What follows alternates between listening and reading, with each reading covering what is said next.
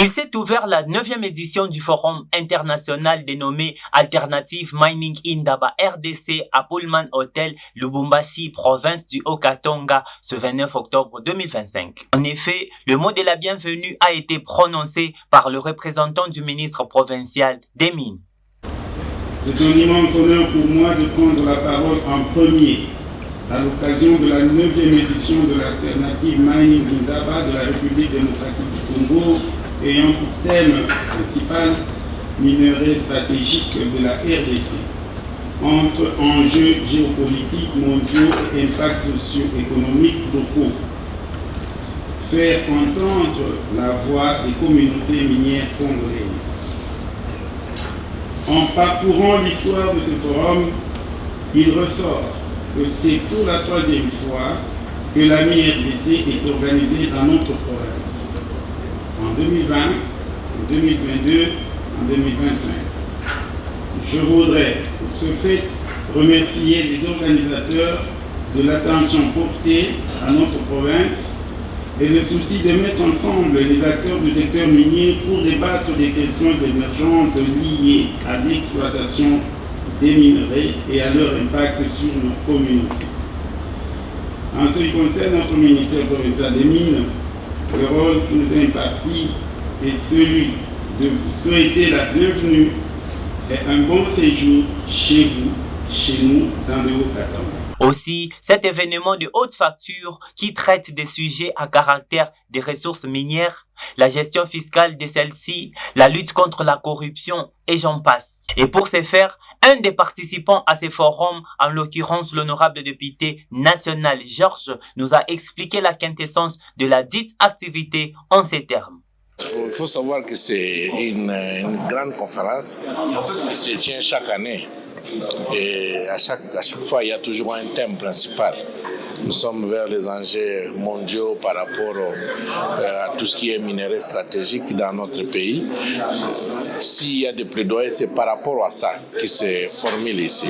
Donc, je pense que le monde est en train de vivre cette transformation ou ce qu'on appelle la transition énergétique. Et la transition énergétique veut que les pays qui est riche en ressources puissent être organisés et qu'ils puissent avoir des politiques propres et concrètes dans la manière de développer les ressources qu'il détient dans son sous-sol. Voilà. Bon, moi, je pense que c'est une très bonne chose.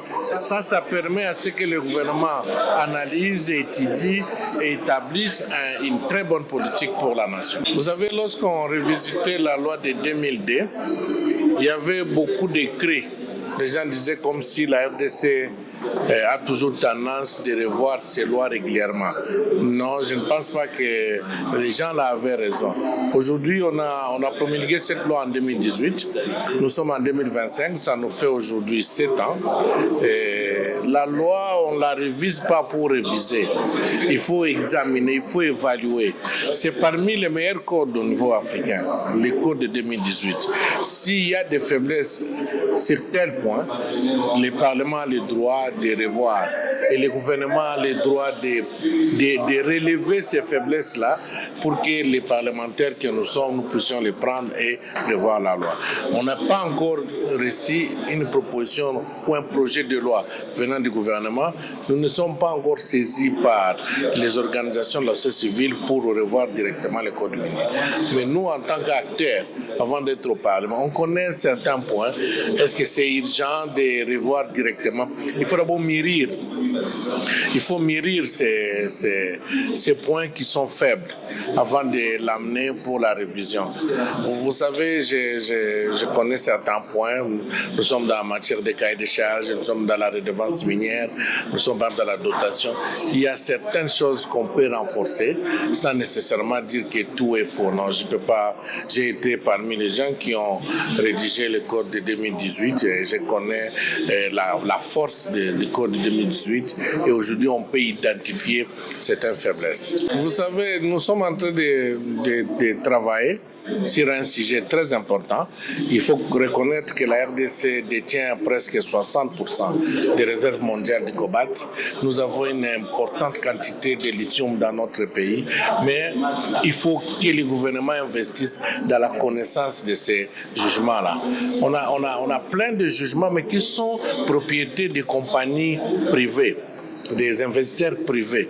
Il faut que l'État devienne acteur avec ces compagnies publiques pour effectivement profiter de ces moments où ces minéraux-là, cobalt, lithium, est dans un contexte géopolitique très important. De deux, des minéraux qui entrent dans le cadre de cette transition, un exemple de nickel et lithium. Il faudrait que l'État puisse investir dans la recherche. Parce que sinon, on va dire que nous avons le nickel, mais on n'a jamais commencé à produire le nickel. Alors que l'AMIBA a des titres sur le nickel. Nous avons le lithium, mais parfois des conflits inutiles entre les acteurs qui sont dans cette histoire de Manono. Le lithium, on peut le trouver aussi ailleurs, mais il faut investir dans l'exploration. Il faut certifier nos propres jugements. Il faut que les entreprises de l'État redeviennent vraiment acteurs ou actrices dans le secteur minier. Parce que sinon, lorsque les compagnies privées produisent, commercialisent, nous on se contente des taxes. Et des taxes qui sont dans un système déclaratif, on ne peut pas se suffire de ça. Lorsque la Gécamine produisait 480 000 tonnes de cuivre, on sentait les effets sur l'économie. Actuellement, on ne sent pas. Nous sommes à 3 millions de tonnes de cuivre.